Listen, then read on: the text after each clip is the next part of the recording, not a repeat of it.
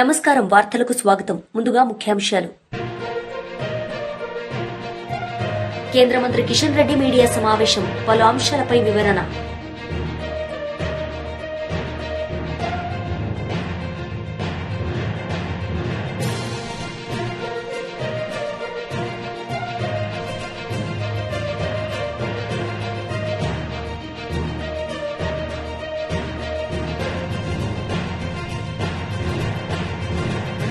మాజీ మంత్రి సాకే శైలజానాథ్ మీడియా సమావేశం, పలు అంశాలపై వివరణ.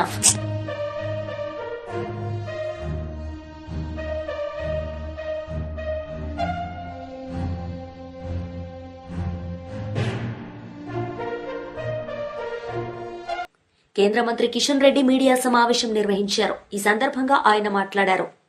గాంధీని కూడా అధిగమించి 2వ స్థానంలో వచ్చారు. వారికి తెలంగాణ ప్రజానీకం తరఫున హృదయపూర్వకమైనటువంటి శుభాకాంక్షలు తెలియజేస్తా ఉన్నాను. రాష్ట్రంలో కాంగ్రెస్ పార్టీ ప్రభుత్వము అధికారంలో రాకముందు ఎన్నికల ప్రచారంలో భాగంగా కామారెడ్డిలో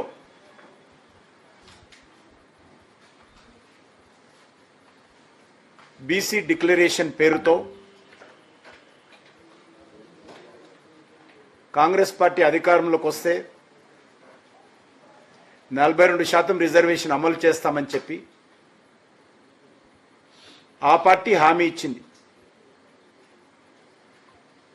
ఇచ్చినటువంటి హామీని అధికారంలోకి వచ్చి 2 సంవత్సరాలైనా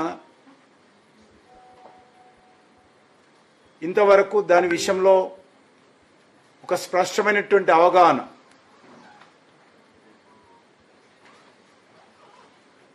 ఆ పార్టీలో లేదు. ఆ రోజు 42% బీసీ డిక్లరేషన్ సంబంధించి రిజర్వేషన్ కల్పిస్తామని ప్రకటించి ఈరోజు 32% బీసీకి రిజర్వేషన్ ఇస్తామని చెప్పి ఈరోజు ప్రకటించడం ఏదైతే ఉన్నదో ఇది బీసీలకు అన్యాయం జరుగుతూ ఉంది. ముఖ్యంగా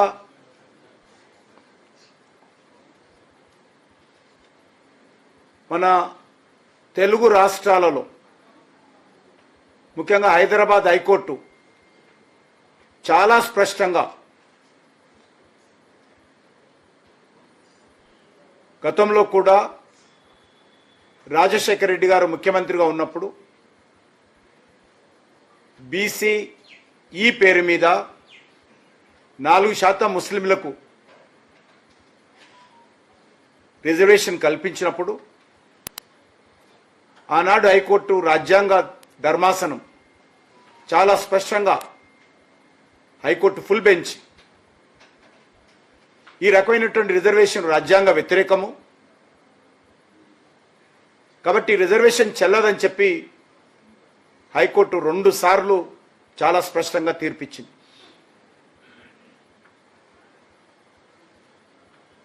మళ్ళీ ఈరోజు అదే పద్ధతిలో ఆ 4% కూడా సుప్రీంకోర్టు నుంచి స్టే తెచ్చుకొని ఇంకా కొనసాగిస్తున్నారు. మళ్ళీ ఇప్పుడు 4% కాదని చెప్పి తగుదనమ్మా అని బీసీలకు అన్యాయం చేసే విధంగా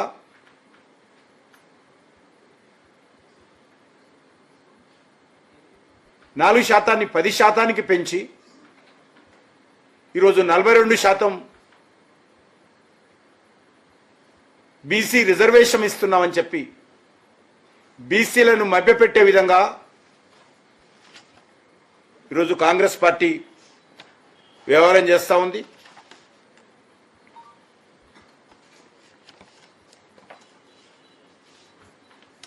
చాలా స్పష్టంగా కాంగ్రెస్ పార్టీ సర్వే పేరు మీద బీసీ జనాభాను తగ్గించేటువంటి ప్రయత్నం చేసింది. 56% అని ఒక దిక్కు చెప్తూ ఆ 56%లో 10% ముస్లింలను కలిపి మరి నిజమైనటువంటి బీసీలు 46% ఉన్నట్టుగా ప్రకటించి ఈ యొక్క రిజర్వేషన్ ప్రక్రియపై అనేక రకాల డొంక తిరుగుడు ప్రచారాలతో ప్రజలను మభ్యపెట్టే విధంగా ఈరోజు ప్రయత్నం చేస్తా ఉంది. బీసీస్ 56% అని, అందులో బీసీ ముస్లిమ్స్ 10% అని, బీసీ హిందువులు 46% అని ఈరోజు కాంగ్రెస్ పార్టీ ప్రకటించింది. నేను ఈ సందర్భంగా మనవి చేస్తా ఉన్నాను, ఈరోజు రాజకీయపరమైనటువంటి స్థానిక సంస్థల రిజర్వేషన్స్ ఎవరికి లబ్ధి చేకూరే విధంగా కాంగ్రెస్ పార్టీ ప్రభుత్వం చేస్తుందో చెప్పాల్సినటువంటి అవసరం ఉంది. గతంలో కూడా కొంతమంది గ్రామీణ ప్రాంతాలలో పూర్తిగా చేతి వృత్తుల మీద ఆధారపడి జీవనం కొనసాగించేటువంటి కొన్ని సామాజిక వర్గాలకు దేశమంతా అనేక రాష్ట్రాల్లో రిజర్వేషన్ ఉంది. అంతేకాదు నరేంద్ర మోడీ గారు ప్రభుత్వం తీసుకొచ్చినటువంటి 10% ఈబీసీ రిజర్వేషన్లో కూడా ముస్లిం సామాజిక వర్గాలకు ఆ రిజర్వేషన్ పొందేటువంటి అధికారం ఉంది. మళ్ళీ ఈరోజు ఏమాత్రం చట్టబద్ధంగా న్యాయబద్ధంగా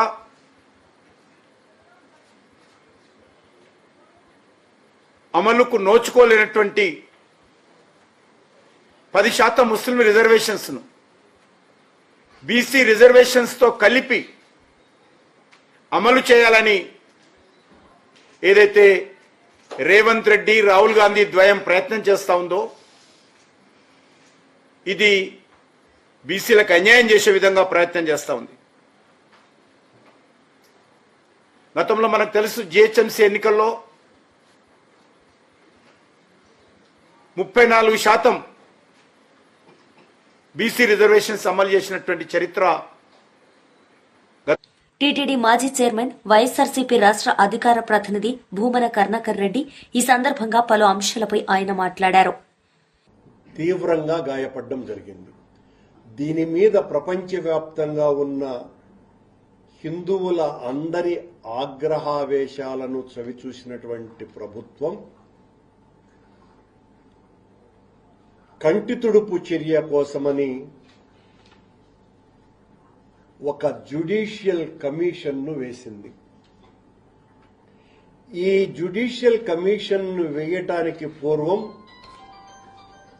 9వ తారీఖున జనవరి నెల చంద్రబాబు నాయుడు గారు గౌరవ ముఖ్యమంత్రి ఆ రామాయణాయుడు పార్కు ఈ రెండింటినీ సందర్శించి అక్కడున్నటువంటి కలెక్టర్ గారి మీద, ఎస్పీ గారి మీద, సిబిఎస్ఓ గారి మీద, ఈఓ గారి మీద పెద్ద ఎత్తున రంకెలు వేసే అంతగా వాళ్ల మీద కోపగించుకోవటం జరిగింది. ఆ మాత్రం మీకు బాధ్యత లేదా, ఆ మాత్రం మీరు పట్టించుకోరా, అది ఇదని అంటే చంద్రబాబు గారు చాలా తీవ్రమైనటువంటి నిర్ణయం తీసుకోబోతున్నారు అనేటువంటి ఒక భ్రమను కల్పించినారు ఆ 7-8 నిమిషాల పాటు. తరువాత ఆయన ఈ జ్యుడిషియల్ కమిషన్ను ఏర్పాటు చేయటం జరిగింది. ఈ సందర్భంగానే పొద్దున చంద్రబాబు నాయుడు గారికి వచ్చారు, మధ్యాహ్నం గౌరవ పవన్ కళ్యాణ్ గారు కూడా వచ్చి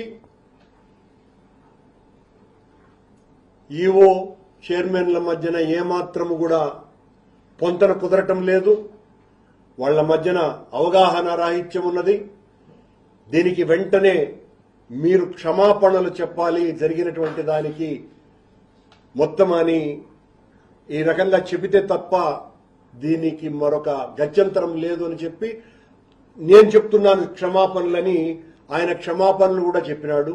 సరే దానికి చైర్మన్ గారు ఆయన చెప్తే నేను ఎందుకు చెప్పాలి క్షమాపణలు అని నసిగి ఆ తర్వాత ఆయన కూడా సన్నగా నొసిగినారు నేను క్షమాపణలు అన్నట్టుగా. సరే, ఇది ఈ తతంగం అంతా అయిన తర్వాత ఈ ముఖ్యమంత్రి గారు వేసినటువంటి ఈ జ్యుడిషియల్ కమిషన్ కు ఒక 4-5 రోజుల ముందే అక్కడ ఉన్నటువంటి ఆ డైరీ ఫామ్ అధికారి హర్నాథ్ రెడ్డిని, ఆ క్రైమ్ డిఎస్పీ రమణ కుమార్ని ఇద్దరిని సస్పెండ్ చేసి ఎస్పీ సుబ్బరాయుడు గారిని, జేఈఓ గౌతమి గారిని ఇద్దరిని కూడా, అలాగే డిఎస్పీ ఎస్పీ జేఈఓ గౌతమిని ఇద్దరిని కూడా ట్రాన్స్ఫర్ చేయటం జరిగింది. వీళ్లే బాధ్యులు హర్నాథ్ రెడ్డి, రమణ కుమార్ అని చాలా గట్టిగా వార్నింగ్ ఇస్తూ వాళ్ళని ఇద్దరిని కూడా సస్పెండ్ చేయటం జరిగింది. ఆ తర్వాతనే ఈ కమిషన్ వేసినారు. ఆయన వేసిన తరువాత ఈ కమిషన్ నిర్వహణ ఎలా ఉంది అంటే, చంద్రబాబు గారు ముందే నిర్ణయించుకొని ఈ రకంగా మీరు కమిషన్ రిపోర్టు ఇవ్వాలని చాలా ప్లాన్డ్ గా గవర్నమెంట్ నుంచి కమిషన్ కు రిపోర్ట్ ఇచ్చి ఈ రకంగా ఇవ్వండి అని 6-7 నెలలు దాన్ని చాలా మందితో విచారించినట్టుగా, సాక్షుల్ని విచారించినట్టుగా, చనిపోయిన వారి బంధువులని, ప్రత్యక్ష సాక్షులని కలిసినట్టుగా, తమకు కావలసినటువంటి వాళ్లతోనే సాక్ష్యం ఇప్పించుకున్నట్టుగా ఎమ్మెల్యే కౌశిక్ రెడ్డి మీడియా సమావేశం నిర్వహించారు. ఈ సందర్భంగా ఆయన మాట్లాడారు. మీద ఎందుకు సిబిఐ ఎంక్వైరీ, ఈడీ ఎంక్వైరీ ఎందుకు వేయొద్దు అని నేను అడుగుతా ఉన్నాను. ఇవాళ నేను బీజేపీ వాళ్ళందరినీ కూడా ప్రశ్నిస్తా ఉన్నాను. ఖచ్చితంగా బీజేపీ వాళ్ళు కూడా ఖచ్చితంగా ఇవాళ నిన్న రేవంత్ రెడ్డి గారు అన్న దాని మీద ఫోన్ ట్యాపింగ్ ఇష్యూలో ఖచ్చితంగా మీరు CBI case, ED case Revanth Reddy గారి మీద వేయాలి. దీని మీద ఖచ్చితంగా ఎంక్వైరీ చేయాలి. ఎందుకు చేయరు అని మేము అడుగుతా ఉన్నాం. ఇవాళ ఒకటే ఆలోచన చేయండి. ఇలా రేవంత్ రెడ్డి గారు ఎంత దౌర్భాగ్యంగా ప్రవర్తిస్తూ ఉన్నాడంటే, ఫోన్ ట్యాపింగ్ చేస్తూ అఫీషియల్గా ఆఫీసర్లు ఫోన్ ట్యాపింగ్లు చేపిస్తూ ప్రైవేట్ హ్యాకర్లను పెట్టి మా బీఆర్ఎస్ పార్టీ నాయకుల ఫోన్లు అందరివి, కేసీఆర్ గారివి, కేటీఆర్ గారివి, హరీష్ రావు గారిది, మా శాసనసభ్యులవి, మా శాసన మండల సభ్యులవి, మా పార్లమెంట్ సభ్యులతో పాటు కాంగ్రెస్ పార్టీ మంత్రులవి, కాంగ్రెస్ పార్టీ శాసనసభ్యులవి, కాంగ్రెస్ పార్టీ ఎమ్మెల్సీలవి కూడా ఇలా బీజేపీ పార్టీ సంబంధించిన 2 మంత్రులు, కిషన్ రెడ్డి గారిది, బండి సంజయ్ గారిది, మరియు ఉన్న బీజేపీ పార్టీ ఎంపీలవి అందరివి కూడా ఇవాళ రేవంత్ రెడ్డి గారు ట్యాపింగ్ చేస్తున్నారని స్వయంగా ఆయననే ఒప్పుకున్నాడు నిన్న చిట్ చాట్లో. మరి దీని మీద కేసు ఎందుకు కావద్దు? ఖచ్చితంగా దీని మీద కేసు కావాలని నేను డిమాండ్ చేస్తా ఉన్నాను.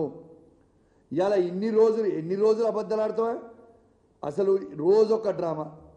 ఇవాళ అసలు నువ్వు ఇప్పుడు దాదాపు ఈ నవంబర్ వస్తే 2 years అవుతుంది. అసలు కొత్త ప్రాజెక్ట్ కానీ కొత్త స్కీములు కానీ ఒక్కటన్నా నువ్వు చెప్పినవి ఇంప్లిమెంట్ చేసినావా? ఎంతసేపు ఒక డ్రామా చేయడం తప్పితే ఖచ్చితంగా రేవంత్ రెడ్డి గారి మీద ఎటు పరిస్థితిలా ఈడీ, సిబిఐ కేసు ఈ ఫోన్ ట్యాపింగ్ ఇష్యూలో పెట్టాలి. ఎందుకంటే 119 శాసనసభ్యులై, అంటే ఆయనది ఒక్కటి తీస్తే 118 శాసనసభ్యులై ఫోన్ ట్యాపింగ్ చేస్తుండు, 17 మంది ఎంపీలై ఫోన్ ట్యాపింగ్ చేస్తుండు, ఇవాళ ఎమ్మెల్సీలై ఫోన్ ట్యాపింగ్ చేస్తున్నప్పుడు ఖచ్చితంగా ఇవాళ ED, CBI case Revanth Reddy గారి మీద పెట్టాలని నేను డిమాండ్ చేస్తా ఉన్నాను. ఇంకోటి కూడా చెప్తా ఉన్నాను. రేవంత్ రెడ్డి గారు ప్రైవేట్ హ్యాకర్లను ఫోన్ హ్యాకర్లను పెట్టుకొని హీరోయిన్ల ఫోన్లు కూడా ట్యాపింగ్లు చేసి ఇవాళ మై హోమ్ భుజ అపార్ట్మెంట్కి రాత్రి 2 గంటలకు పోయి ఏ హీరోయిన్ దగ్గరికి నువ్వు పోతున్నావు అనేది మొత్తం అందరికి కూడా తెలుసు. నువ్వు చేసుకుంటా పనులు ఎదిటోళ్ళు చేస్తారు. కేటీఆర్ గారి మీద నువ్వు బురద చల్లుతాము, కేటీఆర్ గారితో మీద చల్లుతారు అంటే ఎవరు నమ్మేటోడు ఎవరు లేడు. ఎందుకంటే నువ్వు చేసే పనులు అందరు చేస్తారనుకుంటే అది కరెక్ట్ కాదు అని చెప్తా ఉన్నాను. ఖచ్చితంగా నేను చెప్తా ఉన్నాను, నేను ఇది అలిగేషన్ కాదు, ఇది ఏ ఎంక్వైరీ అయినా ఇవ్వండి. ప్రైవేట్ హ్యాకర్లతోని రేవంత్ రెడ్డి గారు హీరోయిన్ల ఫోన్లు ట్యాప్ చేయిస్తా ఉన్నాడు, ఆ హీరోయిన్లని బ్లాక్మెయిల్ చేస్తా ఉన్నారు. ఆఖరికి మొన్న మిస్ వరల్డ్ వచ్చిన వాళ్ళే కూడా ఫోన్లు ప్రైవేట్ హ్యాకర్లతోని దాన్ని ట్యాపింగ్ చేయించిండు. ట్యాపింగ్ చేయించి ఎంత అసభ్యంగా ప్రవర్తించిర్రో, వాళ్ళని బ్లాక్మెయిల్ చేసే ప్రయత్నం చేసిర్రో మీరు అందరు కూడా చూసిర్రు. ఇవన్నీ కూడా వాస్తవాలు, నేను చెప్పేది ఏది కూడా అబద్ధాలు చెప్తారండి. ఇలా మిస్ వరల్డ్ వచ్చిన వాళ్ళందరికీ కూడా హ్యాకింగ్ చేసినావు, హీరోయిన్ల ఫోన్లు హ్యాకింగ్ చేస్తున్నావు. ఆఖరికి ఒక హీరోయిన్ ఫోన్ హ్యాకింగ్ చేసి ఆ హీరోయిన్ని ట్రాప్లో పడేసి బ్లాక్మెయిల్ చేసి మై హోమ్ పూజాకి రాత్రి 2 గంటలకి పోయి యా హీరోయిన్తో ఏం చేసినావు నీకే తెలియాలి, ఇక మాకైతే తెలియదు. కానీ మాకు సంస్కారం ఉన్నది కాబట్టి ఆ హీరోయిన్ పేరు బయట పెడతలేం. కానీ మేము బయట పెట్టదలుచుకుంటే నువ్వు తిరిగిన 16 మందితోని నేను బయట పెడతా. ఏదో ఒక రోజు నువ్వు ఇదే విధంగా చేస్తూ ఉంటే నువ్వు తిరిగిన 16 మంది నువ్వు చేసింది ప్రతి నాకు తెలుసు. నేను కూడా కాంగ్రెస్ పార్టీ నుంచి వచ్చినా, నువ్వు ఏమేం చేసినావు, ఎక్కడెక్కడ చేసినావు, జూబ్లీస్ లేడం అనుకున్నావు, దుబాయ్ లేడం అనుకున్నావు, ఢిల్లీ లేడం అనుకున్నావు, అన్నీ తెలుసు మాకు కూడా. నువ్వు చక్కగా రాజకీయం ముఖ్యమంత్రి లెక్క బిహేవ్ చేసి చక్కగా రాజకీయం చేస్తే చక్కగా మేము కూడా చేస్తాం. నీ నోటికి వచ్చినట్టు పర్సనల్ విషయాలు పర్సనల్గా ఉన్నా లేకున్నా ఉండేది. మేము కేటీఆర్ గారి మీద బురద ఊస్తాం, మేము కేటీఆర్ గారి మీద బద్నాం చేస్తామంటే ఈడు ఊకునేటోడు ఎవడు లేడు. ఇలా కేటీఆర్ గారు కడిగిన ఆనముత్యం లాగా బయటికి వస్తాడు. ఇలా ప్రజలందరూ కూడా కేటీఆర్ గారు హరీష్ రావు గారు కావాలని కోరుకుంటా ఉన్నారు. నీ చిల్లర రాజకీయం వల్ల ప్రజలు కూడా ఫెడప్ అయిపోయారు. బంద్ చేయి, ఎన్ని రోజులు ఇదే పని చేస్తుంటావా?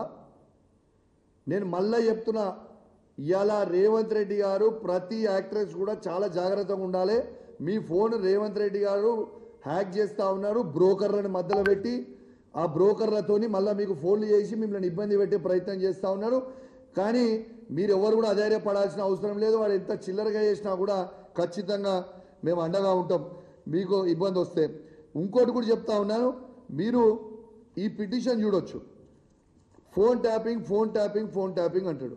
నేను December 5th రోజు బంజారాయిల్స్ పోలీస్ స్టేషన్లో నా ఫోన్ ట్యాపింగ్ అవుతుంది అని నేను పిటిషన్ ఇచ్చిన. ఇగోండి ఇది రిసీవ్డ్ కాపీ.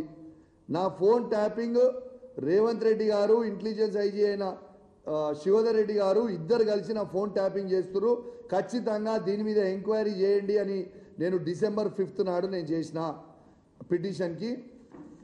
ఇది ఆల్మోస్ట్ 7 months అవుతా ఉంది, ఇప్పటిదాకా ఎఫ్ఐఆర్ ఎందుకు బుక్ చేయలేదు? మీరు ఖచ్చితంగా నా ఫోన్ని హ్యాక్ చేస్తూ ఉన్నారు. నా సతీమణి ఫోన్ది కూడా రేవంత్ రెడ్డి గారు ఫోన్ హ్యాక్ చేస్తూ ఉన్నారు. దీనికి ఎవిడెన్స్గా ఎట్లా చెప్తా ఉన్నానంటే అది కూడా మీ అందరు కూడా తెలవాలని చెప్తా ఉన్నాను.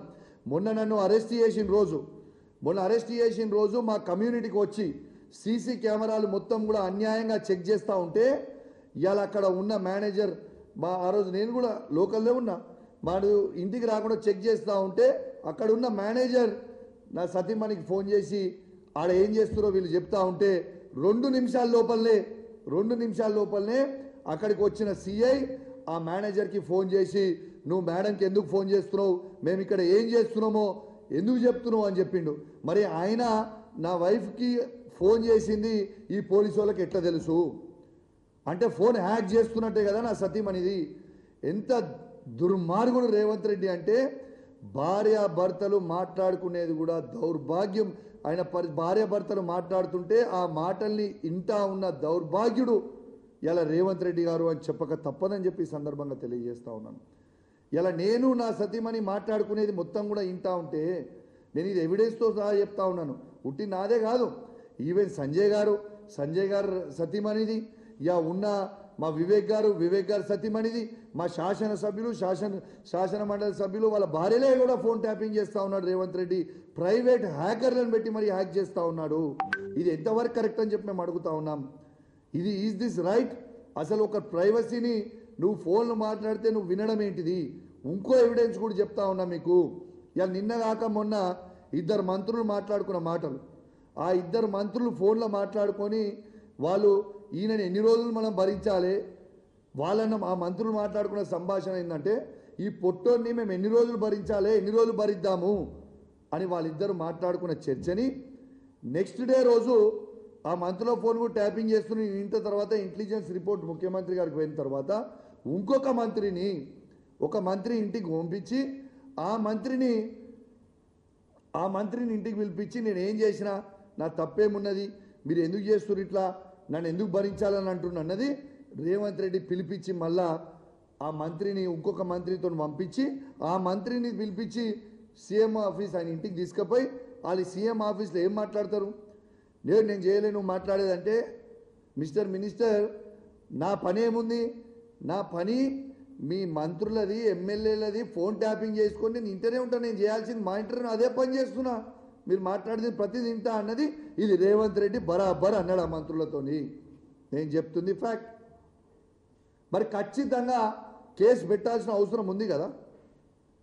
ఇలా రేవంత్ రెడ్డి గారి మీద ఖచ్చితంగా కేసు పెట్టాలి.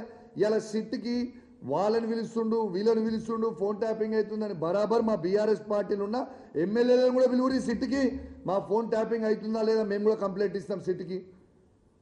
నువ్వు నీతివంతునివి నిజాయితీవంతునివి అయితే మేము ఇచ్చిన పిటిషన్కి పోలీసు వాళ్ళు ఎందుకు ఎఫ్ఐఆర్ బుక్ చేస్తలేరు, మరి ఇప్పటిదాకా ఎందుకు ఎంక్వైరీ చేస్తలేరు?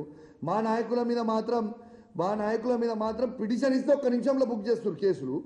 నేను ఒక బాధ్యత కలగా శాసనసభ్యునిగా పిటిషన్ ఇస్తే ఇవాళ దాకా మీరు కేసు ఎందుకు బుక్ చేయలే?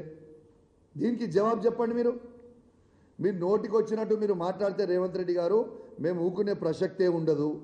ఇక మేము బయటికి పోయిన తర్వాత ఇది మాట్లాడిన తర్వాత ఇంకో కేసు బుక్ చేస్తాడు కావచ్చు. ఎన్ని కేసులు బుక్ చేసినా నువ్వు మమ్మల్ని ఎంత ఇబ్బంది పెట్టినా నువ్వు ప్రజలకు ఇవ్వాల్సిన 6 గ్యారెంటీలు ఇచ్చే వరకు నేను ప్రశ్నిస్తూనే ఉంటాం. నేను అడుగుతా. మాజీ మంత్రి సాకే శైలజనాథ్ మీడియా సమావేశం నిర్వహించారు. ఈ సందర్భంగా పలు అంశాలపై ఆయన మాట్లాడారు. కళ్ళగా అంటూ ఉంటాడు అట్లా. ఇంకా అసెండాస్ గురించి మర్చిపోలే మేమెవరు. ఆ మంత్రి ఈశ్వరన్ గారు ఆయన రావడం, అగ్రిమెంట్ చేసుకోవడం, పైసా పెట్టకుండా సింగపూర్ పేరు వాడుకొని దాదాపు 58% ఆ అసైన్మెంట్లో ఆ కంపెనీకి వాటా అన్ని ఇచ్చే ఆంధ్రప్రదేశ్ ప్రజలకు మాత్రం ప్రభుత్వానికి మాత్రం 42% వాటా విషయం మర్చిపోలే ఇంకా మేము. సరే ఈ సందర్భంగా ఎందుకు మాట్లాడుతున్నాయంటే పాపం విద్యాశాఖ మంత్రి లోకేష్ గారిని కూడా తీసుకెళ్తా ఉన్నారు. లోకేష్ గారు ఎట్లాగూ పాపం ఇంకా ఇప్పుడు నేర్చుకుంటున్నాడు కానీ చంద్రబాబు నాయుడు గారికి డైరెక్ట్గా చెప్దాం అనుకుంటా ఉన్నాం. అయ్యా ఈరోజు విద్యారంగం చాలా ఇబ్బందుల్లో ఉంది, నేను ఇంకా అస్తవ్యస్తంగా ఉందని మాట్లాడాలి కానీ ఎక్కడో విద్య పట్ల మాట వాడడానికి ఇబ్బంది అయిపోయి ఇబ్బందుల్లో ఉందని చెప్తా ఉన్నాను. కానీ మీ విధానాలు మాత్రం అస్తవ్యస్తంగా ఉన్నాయి. బాబు నాకు లోకేష్ గారు కానీ ఇలా ఈ మధ్య మంత్రులు గవర్నమెంట్ ఎక్స్లో ఏదో పెడుతుంటారు, మనుషులకు ముఖాముఖి కాకుండా ఎక్స్లో వాళ్ళు ట్వీట్లు పెడుతుంటారు, చదువుకోండి చదువుకోండి అని. దాంట్లో ఇంట్రెస్టింగ్ ఆయన ఒక 22/10/24లో YSRCP government has cheated you by not paying their fee reimbursement dues to the tune of 3,500 crores అని పెట్టాడు. నేను మొత్తం కట్టేసేస్తా ఉన్నాను కానీ మీకు బాకీ కట్టకుండా బాకీ పడిపోయి చీట్ చేసింది అని చెప్పారు. అసలుకి ఏమనుకుంటున్నారు వీళ్ళు నాకేం అర్థం కావడంలే. అసలు చంద్రబాబు నాయుడు గారికి బహుశా పరిపాలన మీద పట్టు లేదందామా లేకుంటే అసలుకి ఏం అర్థం కాకుండా పోతుందా నాకు తెలియదు కానీ అయ్యా ప్రభుత్వాలు కంటిన్యూషన్ ప్రాసెస్లో ఉంటాయి. ఇదేమి చోళుల పాండ్యుల గుప్తుల రాజ్యాలు కాదు ఇవి. డాక్టర్ బిఆర్ అంబేద్కర్ ఇచ్చిన రాజ్యాంగం మేరకుండే ప్రజాస్వామ్య ప్రభుత్వాలు ఎక్కువ ఉంటాయి, పార్టీలు మారితే ప్రభుత్వం ఉంటుంది. బహుశా మీరు మీ పార్టీనే ప్రభుత్వం అనుకుంటున్నారేమో, కాదు ప్రభుత్వం వేరే పార్టీ వేరుగా ఉండాల్సిన అవసరం ఉంది. మీరు అధికారం నుంచి దిగిపోయిన రోజుల్లో ఆ 15 నుంచి 19 మధ్య మీరు 1778 కోట్ల రూపాయలు ఫీజులు రియంబర్స్మెంట్ చేయలే. దాదాపు 16,73,000 మంది విద్యార్థులకు సంబంధించిన అంశం అది. ఎవరు కట్టారు? మీరు మొన్న వచ్చి కట్టారా? 24లో ఏమైనా కట్టారా? అది మా గవర్నమెంట్ చేసిన అప్పు ఇచ్చి డబ్బులు కట్టని చెప్పేసి. That is paid by the honourable the then chief minister Jaganmohan Reddy garu and his government. గుర్తుపెట్టుకోవాలి మాట్లాడేటప్పుడు. మీ గురించి మాట్లాడితే అయా ఫీజుల డబ్బులు ఇవ్వడం లేదు, రియంబర్స్ చేయడం లేదు, మీరు చాలా ఇబ్బందుల్లో ఉన్నాయి, ఉన్నత విద్య చాలా ఇబ్బందుల్లో పడుతోందని విద్యార్థులు ప్రజలు భయపడుతూ బాధపడుతూ జగన్మోహన్ రెడ్డి నాయకత్వాన యువత పోరు అనే కార్యక్రమం కింద లక్షలాది మందితో కార్యక్రమం చేస్తే మీ దగ్గరికి ఒక చలనం వచ్చినట్లు అట్లా చూపించారు. ఎందుకంటే చలనం అనేది ప్రాణం కదా, మాకు ప్రాణం ఉంది ఈ ప్రభుత్వానికి చూపించారు, చలనం చూపించారు మీరు. అయా ఈ రోజుకి మీరు బాకీ ఉన్న డబ్బులు ఏదో మీకు గుర్తుకుందా? మీ విద్యాశాఖ మంత్రి బహుశా గౌరవ ముఖ్యమంత్రి చంద్రబాబు నాయుడు గారికి గౌరవ మంత్రి లోకేష్ నారా గారు చెప్తూ విద్యార్థులకు తీపి కబురు చంద్రబాబు నాయుడు గారి కృతజ్ఞతలు అని మాట్లాడుతూ మీరేం చెప్పారంటే మేము దశల వారీగా కట్టేస్తా ఉన్నాం, ఇప్పటికి 4,271 కోట్లు ఎడ్యుకేషన్ సెక్టర్లో ఉంది. ఎప్పుడది వైఎస్ఆర్సీపీ రెజిమ్లో లెఫ్ట్ ఓవర్ అట, అక్కడేమో 3,500 మాట్లాడాడు పాపం 10వ నెల 24లో, 25 3 నెలలకు వచ్చేసరికి అది 4,271 కోట్లు. లెక్కలేదు కూడా, ఆ లెక్కల జాగ్రత్త కూడా మీరే చెప్పాలి మాకు. నేను చెప్పేది ఒకటే, అయా ఈ 6 ట్రైమిస్టర్లో త్రైమాసికాల్లో మీరు డబ్బులు కట్టారా?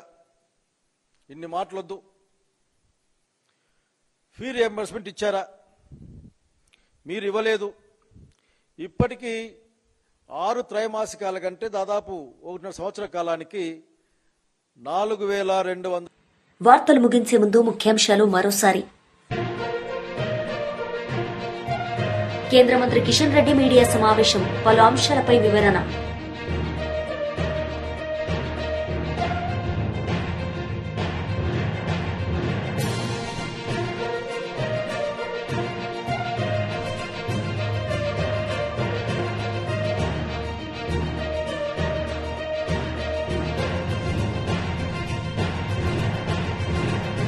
మాజీ మంత్రి సాకే శైలజానాథ్ మీడియా సమావేశం, పలు అంశాలపై వివరణ.